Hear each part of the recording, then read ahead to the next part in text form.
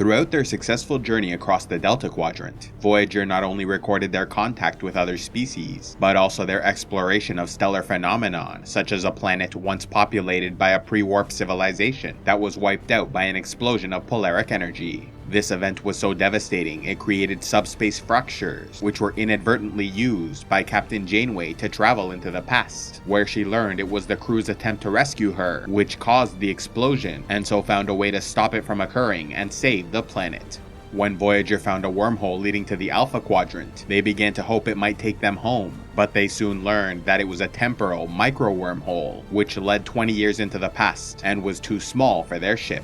Though they could not use it to travel, the crew sent messages for Starfleet and their families through a Romulan contacted on the other side, but he unfortunately died before they could be relayed. Continuing on, Voyager had to pass through the Necrid Expanse, a region stretching across thousands of light years, but was extremely difficult to chart due to constant plasma storms, electrodynamic turbulence, electrokinetic storms, and other dangers which threatened navigational readings. Passing through the Expanse, Voyager went on to find a species who suffered a disaster after experimenting with omega particles, a highly unstable substance so powerful one molecule had the energy of a warp core, while a chain of them could power an entire civilization. In the 23rd century, a Starfleet physicist synthesized a molecule which remained stable for a fraction of a second before it exploded, killing 127 scientists and creating a subspace rupture over several light years, which made it impossible to maintain a stable warp field.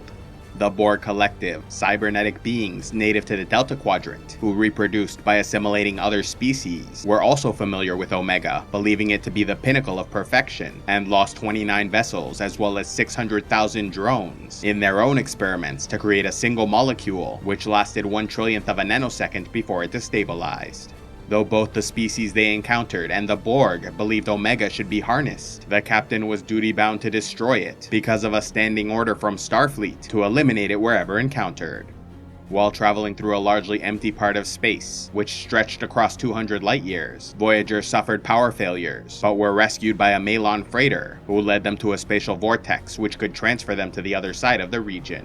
Though the crew named this place the Void, that was also the name of a spatial anomaly encountered years later, when Voyager was struck by a massive graviton force, transporting them into a pocket of space roughly 9 light-years in circumference, with no gases, stars, or stellar phenomenon, separated from the rest of the galaxy by an inert layer of subspace. The only way in or out of this void was through one of the funnels which periodically erupted, bringing in new ships from normal space. With most believing there was no way to escape, many turned to piracy, surviving by attacking other ships and taking their supplies. However, Voyager took a cooperative approach, forging an alliance with other vessels and pooling resources, eventually finding a way to use the opening of a funnel to get them out. Among the many lifeforms they encountered, one of the most interesting was a Protoplasmic Beast living in open space, which devoured ships by incapacitating their crews with telepathic illusions. When a male named Katai lost his family to the beast, he dedicated the rest of his life to hunting it, but was eventually tricked by an illusion and swallowed.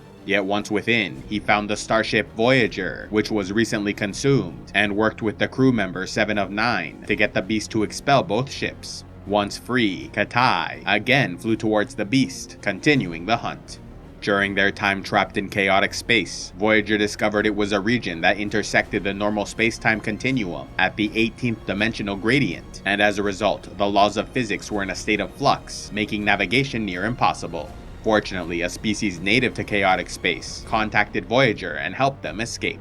Though the Federation crew made a great impact on many during their time in the Delta Quadrant, their most significant effect on a single species may have been when they found a planet displaced in time, which made 58 rotations per minute, meaning the native population experienced roughly 1 day for every second in normal space. Unfortunately, Voyager was pulled into its orbit by a gravimetric gradient, resulting in severe seismic activity on the planet. The people could also see the ship in their sky, and it became a central part of their culture, with some even worshipping it as a god. In the short amount of time Voyager was present, the population went from Stone Age tribes to an advanced spacefaring civilization, which at last allowed them to visit Voyager and help them leave orbit. In addition to the new species and stellar phenomenon encountered, the Voyager crew found a number of connections to the Alpha and Beta Quadrants, like a colony of humans whose ancestors were abducted from Earth in 1937 by the Briori to be used as slave labor until they rebelled and took the planet for themselves. There was also the advanced species known as the Sky Spirits, who began visiting Earth roughly 45,000 years earlier, inspiring an ancient tribe to migrate south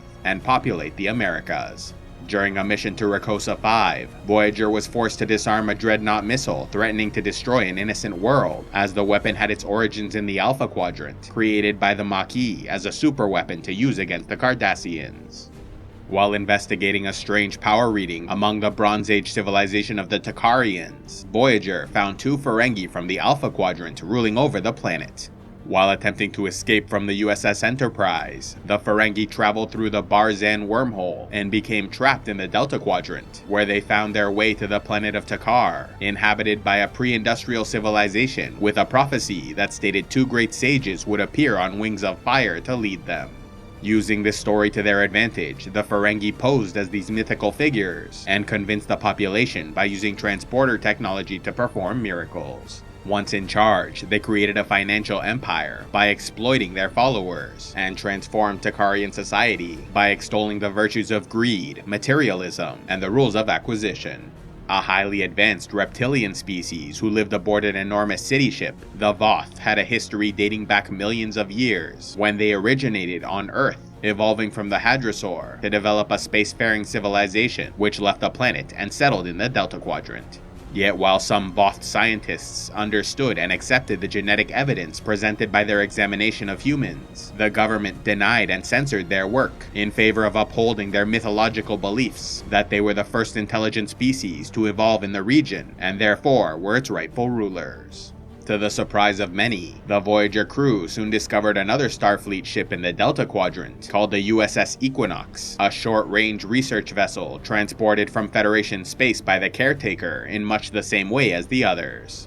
Nowhere near as large, powerful, or well-armed as Voyager, the Equinox suffered many losses as they made their way home, losing half their people to the Cretonan Guard for violating their space. By 2375, the Equinox was down to a skeleton crew who largely abandoned the principles of the Federation, instead doing whatever was necessary to survive. In their desperation to make it home, they found a way to summon nucleogenic life forms from an extra-dimensional realm in order to kill them and use their bodies as fuel to enhance their warp core, allowing them to travel 10,000 light-years in just 2 weeks. However, the alien lifeforms fought back and started killing crew members, leading them to send out a distress call, answered by Voyager. Though the reunion of Federation officers was joyous at first, Janeway soon learned the truth of what they were doing, and the crews turned against each other, resulting in the destruction of the Equinox and the death of its captain and first officer, while the survivors were stripped of rank and accepted into Voyager. 2 years later, in 2377, they found a Klingon generational ship populated with the descendants of a small sect who long ago left the Beta Quadrant on a journey to find the prophesied Kuvamah,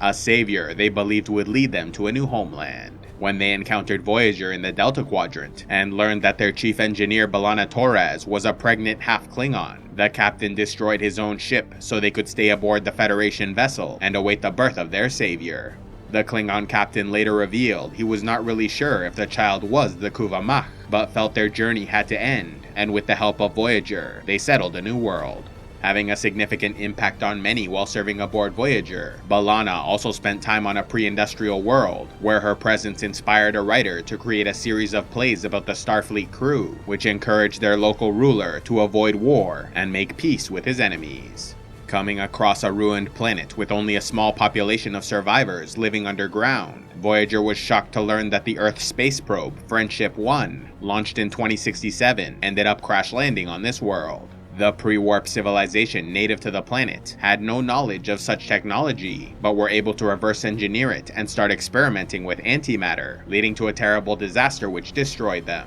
Having become famous throughout the Delta Quadrant, a group of con artists began impersonating the Voyager crew in order to forge fake alliances and extract resources from unsuspecting victims. When these criminals robbed the Telsians, a group known to be honest and trusting, they attacked the real Voyager in retaliation, leading the crew to learn about and arrest the imposters. Although the information collected by Janeway and her crew became the Federation's primary source of knowledge on the Delta Quadrant, one of their many discoveries was that they were not the first humans in the region, or even the first Federation ship. In 2354, the USS Raven followed a Borg ship into the Delta Quadrant, trying to study their behavior, and while the family on board was eventually assimilated, the daughter, Annika Hansen, was later liberated from the Borg and became the Voyager crew member 7 of 9.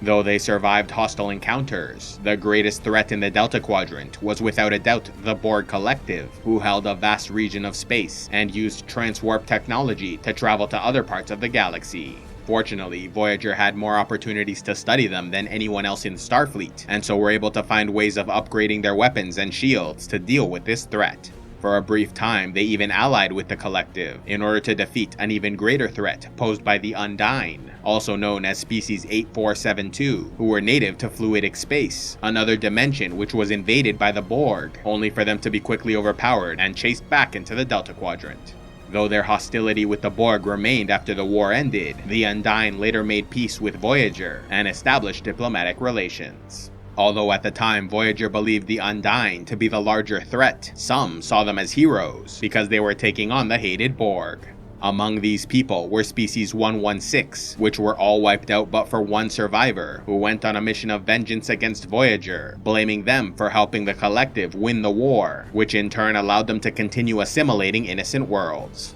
The Borg also wiped out the Katati, leaving them with only 27 ships, which turned to begging and piracy in order to survive. The Bernali people were so traumatized by years of relentless attacks, they started using their own children as living bombs, altering their genes so that when they were assimilated, they would spread a virus that killed all the Borg in the area. In the end, it was Borg technology and their transwarp hub, which allowed Voyager to make it home, and they even managed to launch a final attack as they passed through, crippling the Collective's ability to communicate with each other and travel great distances. Although Neelix remained in the Delta Quadrant to serve as a Federation ambassador, it would be many years before any ship would have a chance to explore this quadrant again, though the being Q once stated that humans would arrive by the 25th century.